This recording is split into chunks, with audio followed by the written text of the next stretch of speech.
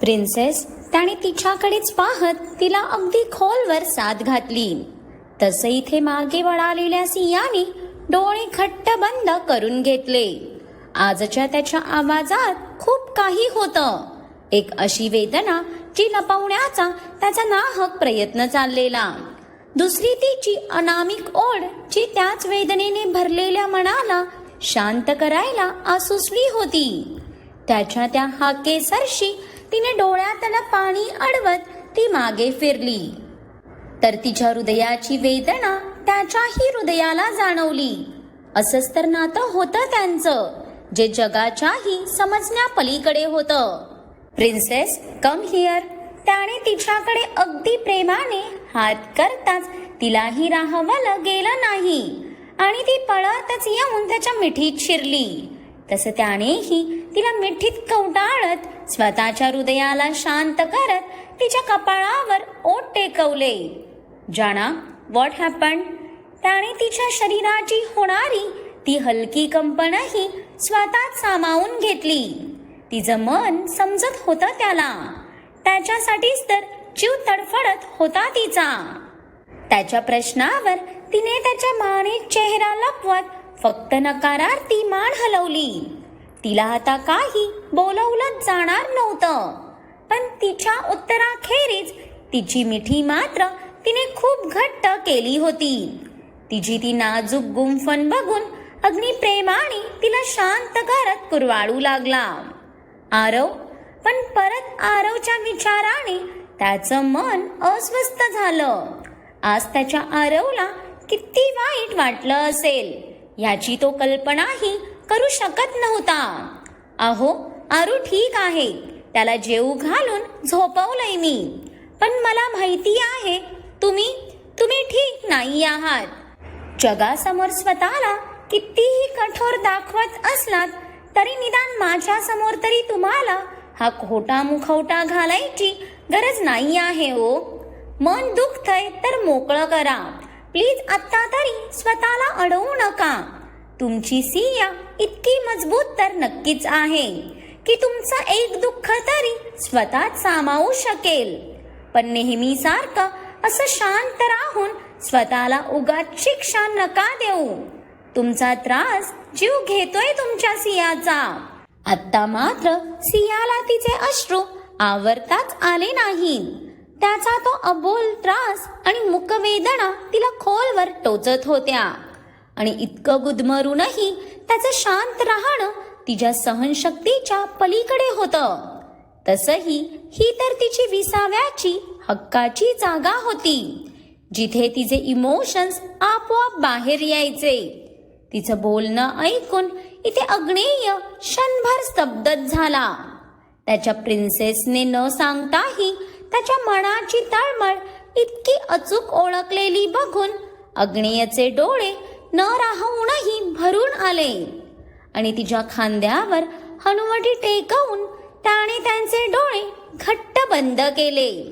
तसं त्याच्या डोळ्यातून अश्रू ओघळले शेवटी.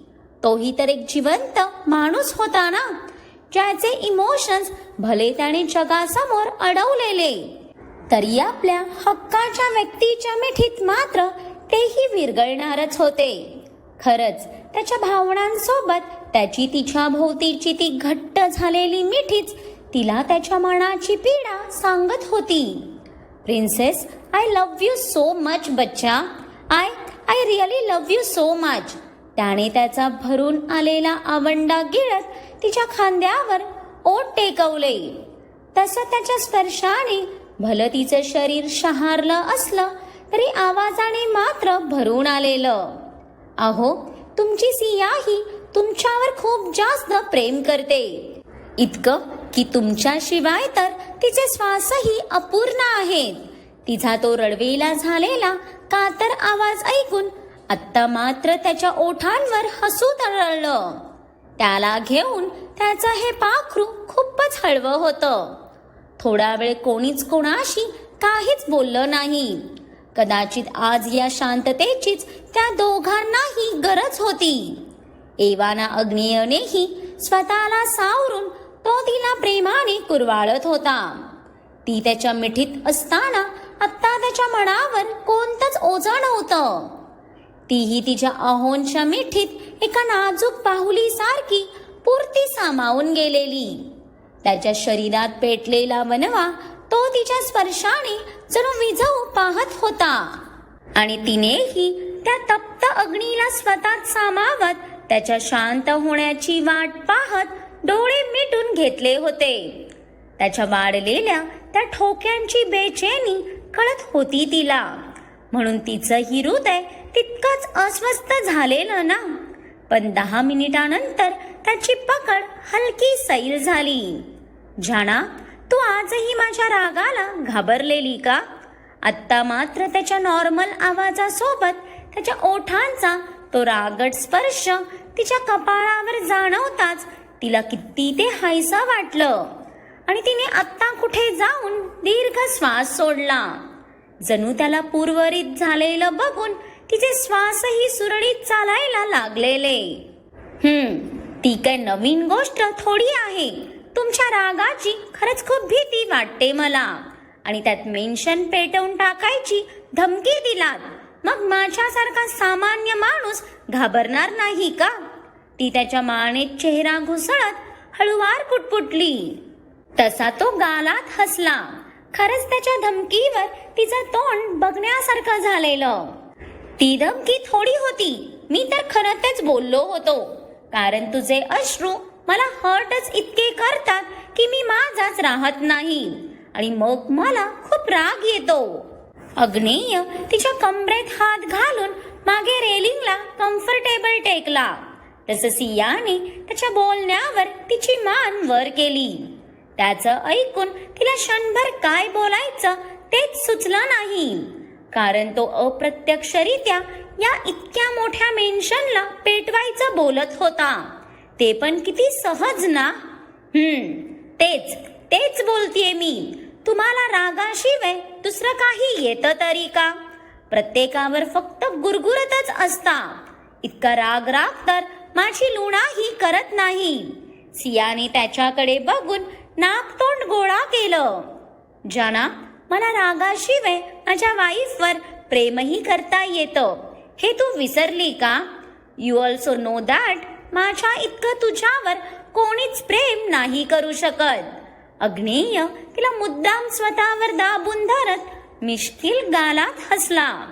तसं तिने तिची नजर बारीक केली. तिला असं मांजरीसारखं बघताना बघून त्याला तिच्यावर आणखीनच प्रेम यायचं. आणि हे प्रेमही कधी उतू जातं? तर जेव्हा तुमच्या रागाचा कोटा शांत होऊन जातो तेव्हा. त्याआधी तर हे प्रेमही तुमचा राग बघून कुठेतरी लपून बसत असेल. सियाने त्याच्याकडे बघून नाक मुरडत मानेला हलका झटका दिला. पण तिचा हात लटका राग त्याच्या शांत शरीरालाही किती पेटवून जायचा हे तिला कोण सांगणार ना. आताही तिचे नखरे बघून अग्नेयाला तिचं हसूच आलं. अहो, तो काही बोलायच्या आतच सियाच्या डोळ्यात परत काळजी दाटून आली. तसं त्यानेही प्रश्नार्थक नजरेने तिच्या डोळ्यात खोलवर पाहिलं. काहीतरी होतं जे तिला लसत होतं आणि त्याचीच ती खोज त्याच्या डोळ्यात करत होती. तुम्ही ठीक आहात ना? तिच्या या प्रश्नावर अग्नेयाचा चेहरा क्षणात गंभीर झाला. खोलवर झालेली जखम भरायला काही टाइम तर लागणार होता ना. कारण ह्या आधी कधीच कोणी त्या जखमेवर मलम लावण्याचा प्रयत्नही केला नव्हता. की त्याने स्वतःला कठोरच इतकं बनवलेलं की कोणी घाबरून त्याच्या जवळ जाण्याचा प्रयत्नही करू शकत नव्हतं. पण आत्ता तिच्या नजरेतली ती बेचैनी बघून अग्नेयने नेहमीसारखं त्याच्या वेदना लपवत गालात हसत होकारार्थी मान हलवली. पण आत्ता परत त्याला स्वतःच्या वेदना लपवताना बघून इथे सियाचं डोकं फिरलं ना. जसं ती त्याच्या मिठीत हक्काने तिच्या सगळ्या दुःखांना मोकळं करत असते, तसं त्यानेही करावं इतकीच तर अपेक्षा होती तिची. पण तो आहे की आताही फक्त दुसऱ्याचा विचार करत होता. त्याच्या या निस्वार्थ स्वभावाचा तिला रागच आला. अहो, प्रत्येक टाइमला स्वतःला महान दाखवणं गरजेचं असतं का? जर तुम्हाला त्रास होतोय तर तुम्ही ही व्यक्त झालात तर तुमच्या डोक्यावर कुठला आभाळ नाही पडणार आहे आणि नाही तुमचा तो सो कॉल्ड ॲटिट्यूड मातीमोल होणार आहे. का प्रत्येक टाइमला स्वतः एकट्यातच सगळं सहन करायचं असतं तुम्हाला? का तुम्ही तुमचं दुःख तुमच्या सियासोबतही वाटू शकत नाही? तुमच्या सियावर विश्वास नाही असं समजू का मी? की मी तुम्हाला त्या योग्य वाटत नाही की तुमच्या दुःखांचा भार पेलू शकेल? आता मात्र सियाचे ते भडकलेले डोळे भरून आले. रागात तिने अक्षरशः त्याची कॉलर पकडली हेही तिला समजलं नाही. पण तो मात्र एकदा त्याच्या कॉलरवरच्या तिच्या हाताकडे बघून परत त्याची नजर तिच्यावर आणतो तर मॅडमचा श्वास कमालीचा फुलला होता. इतका की तिचा चेहराही पूर्ण लाल पडलेला. तिच्या जागी ही हिम्मत कोणी दुसऱ्याने केली असती तर कदाचित आतापर्यंत त्याची काय हालत झाली असती त्याचा विचारही नको. पण समोर त्याची जाणा होती जिच्यावर तो स्वतःच्या जगण्यापेक्षाही जास्त प्रेम करत होता आणि तिचा आणि फक्त तिचाच त्याच्यावर हक्क असल्याने तो काहीच बोलू शकत नव्हता. आताही त्याला मौनच उभा राहिलेलं बघून त्याच्यावरती त्याच्या मिठीतून रागात बाजूला होणार की त्याची तिच्या भोवतीची पकड घट्ट झाली. खरं तर तिची त्याच्यासाठी चाललेली तळमळ बघून तो स्वतःच निशब्द झालेला. त्याच्यासाठी किती तो जीव तुटत होता तिचा. त्याचं मन त्याची पीडा प्रीती व्हावी म्हणूनच प्रयत्न करत होती ती. प्रिन्सेस, तो तिच्या डोळ्यातलं पाणी पुसत तिला काही समजवायला जाणार की तिने रागात त्याचा हात झटकला आणि तिने तिचे रागीट नजर पुन्हा त्याच्या त्या खोल नजरेत रोखली.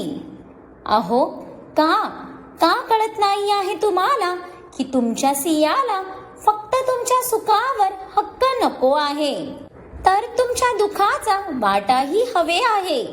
त्याच्यावरही माझा समान हक्क आहे. तुमच्या या कठोर हृदयात तुम्ही इतकी वर्ष लपवून ठेवलेल्या वेदनेची थोडी भागीदारी मागतेय मी तुमच्याकडे. सियाने रागात त्याच्या हृदयावर बोट टॅप करतच त्याच्याकडे पाहिलं. पण अजूनही त्याची ती शांत नजर बघून तिला मात्र आता रडूच आलं. तिच्या सहनशक्तीचा तो पुरेपूर अंत पाहत होता. शेवटी आता न राहून चेहरा ओंजळीत लपवत ती हमसून रडू लागली. पण तिची ती तगमग आणि त्याच्यासाठी झुरणारा तो नाजूक हळवा जीव बघून त्याचे डोळेही भरून आले आणि त्याने तिला ओढून घट्ट अगदी हृदयाशी कवटाळलं. इतक्या वर्षात आज पहिल्यांदा कोणीतरी त्याच्या हृदयातल्या त्या कप्प्यात डोकावलेलं, जिथपर्यंत आजवर कोणीच पोहोचू शकलं नव्हतं की त्यानेच कोणाला पोहोचू दिलं नव्हतं. मिठीत येताच ती त्याच्या छातीवर मारत अजूनच रडू लागली. जाना, you know what, I love my dad very much. अग्नियाचा तो कातर आवाज कानावर पडताच इथे सियाचं शरीर किंचित थरथरलं आणि ती क्षणातच अगदी शांत झाली. पण तिने आता शांत त्याच्या मिठीत उभा राहत स्वतःला त्याच्यापासून किंचितही लांब केलं नाही. My dad, my superhero, he is a genius person. त्यांची जिनियसनेस आणि स्मार्टनेसही नेक्स्ट लेवलची होती. त्यांना बीट करणं ऑलमोस्ट इम्पॉसिबल असायचं. मॉम नेहमी बोलायची मी अगदी त्यांच्यासारखाच आहे म्हणून. अग्नियचा आवाज अगदी शांत झालेला, पण सिया मात्र त्याच्या मनातलं दुःख कान देऊन ऐकत होती. जेव्हा मला कळालं की मॉम डॅडचा ॲक्सिडेंट झाला, यू कांट इमॅजिन प्रिन्सेस, मी किती घाबरलो होतो. At that time I am also just small kid. पण त्या एका सिच्युएशनने मला खूपच मोठं केलं. डॅड आता आमच्यात राहिले नव्हते. तर मॉम ट्रोमात गेलेली, इतकी की तिच्या पायातला सेन्सही ती गमावून बसली. तेव्हा खूप तुटलो होतो ग मी. आजोबांना मिठी मारून खूप रडायला लागलेलो. पण जेव्हा आजीच्या हातात असणाऱ्या माझ्या आरवच्या रडण्याचा आवाज माझ्या कानावर पडला, तेव्हा अगदी त्या क्षणी मी भानावर आलो. आजीने प्रयत्न करूनही तो सावरला जात नव्हता. तेव्हा तुझं हे आगाऊ बाळ कोणाचं ऐकतच नव्हतं. तेव्हा आणि त्या क्षणी माझ्यावर यापुढे अचानक येऊन पडलेल्या जबाबदारीची मला जाणीव झाली आणि तिथेच माझे अश्रू सुकले. आरव खूप लहान होता, त्याला तर काहीच कळत नव्हतं आणि मॉमला तेव्हा माझी सर्वात जास्त गरज होती. डॅडचं जाणं तिला पूर्णपणे तोडून गेलेलं. एकीकडे आरव तर दुसरीकडे मॉम, ती दोघच तर आता फॅमिली होती माझी आणि मी माझ्या फॅमिलीला असं विखरू देऊ शकत नव्हतो. म्हणून त्या टाइमला तो 8 वर्षाचा अग्नी कोणत्याच इमोशन्स मध्ये अडकू शकला नाही. कारण तेव्हा जर मीही कमजोर पडलो असतो तर मे बी तेव्हा मॉम आणि आरवलाही मी गमावून बसलो असतो. अग्नेयचा बोलता बोलताच कंठ इतका भरून आला की त्याने त्याचे डोळे गच्च मिटून घेतले. परत त्या भूतकाळात अडकलेल्या त्या 8 वर्षाच्या मुलाला आठवून कधी त्याचे अश्रूही अनावर झाले त्याचं त्याला समजलं नाही. पण जसे त्याच्या डोळ्यातले अश्रू त्याच्या मिठीतल्या सियाच्या गालावर ओघळले, तशी सिया पटकन मागे झाली आणि समोर अग्नेयाला रडताना बघून तिच्या हृदयात इतकी काय तीव्र वेदना झाली की त्या वेदनेने तिचं संपूर्ण शरीर पिळवटून निघालं. आज असं पहिल्यांदा झालेलं की तिने तिच्या अहोंच्या डोळ्यातून पाणी गालावर ओघळलेलं बघितलं असेल. अहो, तिने पटकन त्याचा चेहरा आपल्या ओंजळीत घेतला. त्याच्या डोळ्यातून एक अश्रू काय निघाला, इथे तिच्या डोळ्यातल्या समुद्राला भरतीच आली. तिच्या आवाज देण्यावरही अग्नेयाने डोळे उघडले नाही, कारण ह्या क्षणी तो त्याच्या डोळ्यातून बाहेर येऊ पाहणाऱ्या त्या त्सुनामीला अडवण्याचा आतोनात प्रयत्न करतच होता. म्हणून कदाचित तिची हाकही त्याच्या कानापर्यंत पोहोचली नसावी. पण पुढच्या क्षणी त्याच्या ओठांवर त्याला तिच्या नाजूक ओठांचा तीव्र स्पर्श जाणवताच त्याने खाडकन डोळे उघडले. तर त्याची जाना रडतच तिच्या स्पर्शाने त्याला शांत करण्याचा आटोकाट प्रयत्न करत होती. त्याच्या डोळ्यात ती पाणी पाहूच शकणार नव्हती, पण तिचं त्याच्यासाठी असणारं हे वेड बघून त्याने झटक्यातच तिला मिठीत घेतलं. कारण तिचे ओठ त्याच्या ओठांत गुंतल्याने तिने तिच्या रडण्यासोबत श्वासही रोखून धरलेला आणि म्हणूनच ती अक्षरशः लाल झालेली. अहो, तुम्ही ती मोठे मोठे श्वास भरत रडतच त्याच्या छातीवर मारत त्याला काही बोलण्याचा प्रयत्न करू पाहत होती. पण तिचे श्वास कमालीचे भरलेले. प्रिन्सेस, बच्चा, रिलॅक्स, मी ठीक आहे. बघ, मी रडत नाही आहे. लुक ॲट मी जाना. ती का इतकी पॅनिक झाली जाणून तो तिचा चेहरा ओंजळीत घेत तिच्या दोन्ही बंद डोळ्यांवर ओठ टेकवत हळुवार बोलला. त्याच्यासाठी ती स्वतःला इतका त्रास करून घेत होती. हे त्याला कसं सहन होणार होतं ना. राजा, प्लीज. तिच्या पूर्ण चेहऱ्यावर कितीतरी वेळ त्याच्या ओठांची मोहर उमटवत त्याने कसं बस तिला शांत केलं. अहो, तुम्हाला मी व्यक्त व्हायला सांगितलेलं, रडायला नाही. ते डिपार्टमेंट फक्त माझं आहे. परत कधीच तुमच्या डोळ्यात मला पाणी दिसलं नाही पाहिजे, नाहीतर मी पुढच्या वेळी फटकवेन तुम्हाला. सियाच्या या धमकीवर अग्नेयाने भुवई उंचावली. मॅडम शांत होताच लगेच फॉर्म मध्ये आल्या होत्या. जाना, तुला नाही वाटत का की आजकाल तुझी हिंमत खूपच वाढली आहे म्हणून? अग्नेयाची ती बारीक नजर बघून सियाला हसूच आलं. तिचे अहो आता अगदीच नॉर्मल झालेले. अहो, आता मी कोण आहे हे तुम्हाला मला स्पेशल सांगावं लागेल का? मी दी ग्रेट अग्नेय अग्निहोत्रीची वाईफ आहे म्हटल्यावर मला घाबरून कसं चालेल ना? आणि राहिला हिमतीचा प्रश्न, तर आज तर खूप काही करायची हिम्मत होत आहे माझी. सिया बोलता बोलता अग्नीच्या इतक्या काय जवळ आली की त्या दोघांच्या मधात फक्त श्वासांचं अंतर राहिलं होतं आणि तेच अंतर अग्नियाला क्षणातच गरम करून गेलं. आधीच आज त्याला तिची गरज होती, त्यात तीच त्याला अजून उकसावतीये बघून तो शांत कसा राहणार ना? प्रिन्सेस डोंट, आज नको. तिची ही अदा बघून अग्नियाचा श्वास आता चांगला जड झाला. पण आज कदाचित तो स्वतःला सावरू शकणार नाही म्हणून स्वतःलाच रोखू पाहत होता. काहीही झालं तरी चुकूनही त्याच्यामुळे तो तिला हर्ट करू शकत नव्हता. पण तिचा स्पर्श आणि स्पेशली तिचे हे मुलायम गडद गुलाबी ओठच तर कमजोरी होते त्याची, जे आता अवघ्या काही इंचावर येऊन थांबलेले.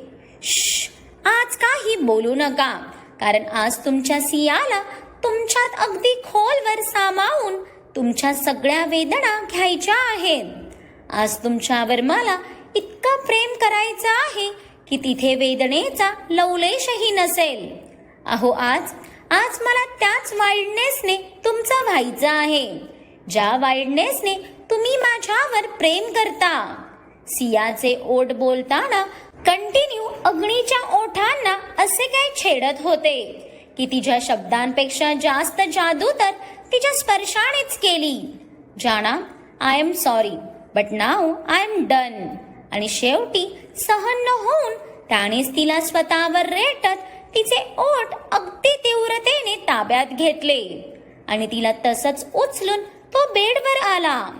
तसंही ते सियाच्या नजरेत मिश्किल हसू तरळलं. आज त्याचा हाच तीव्र स्पर्श हवे होता तिला, कारण आजच आत्ता तिचं प्रेमच त्याच्या वेदनावरची प्रत्येक जखम भरणार होतं, तेही तितक्याच प्रेमाने. मग काय वाटतं तुम्हाला? सिया तर अग्नियाच्या प्रेमाला भरून काढेलच, पण ज्यांच्या पापाचा घडा आता भरत आलाय त्यांचं काय ना? त्यांच्यासाठी अग्नी काय करतो हे पाहण्यासाठी ह्या स्टोरीला कनेक्टेड राहा. आणि आजचा भाग आवडला असेल तर लाईक आणि कमेंट करून कळवा आणि खूप साऱ्या लोकांसोबत शेअरही करा. आणि ज्यांनी कोणी अजून माझ्या चॅनेलला सबस्क्राईब नाही केलं त्यांनी आठवणीने सबस्क्राईब करा.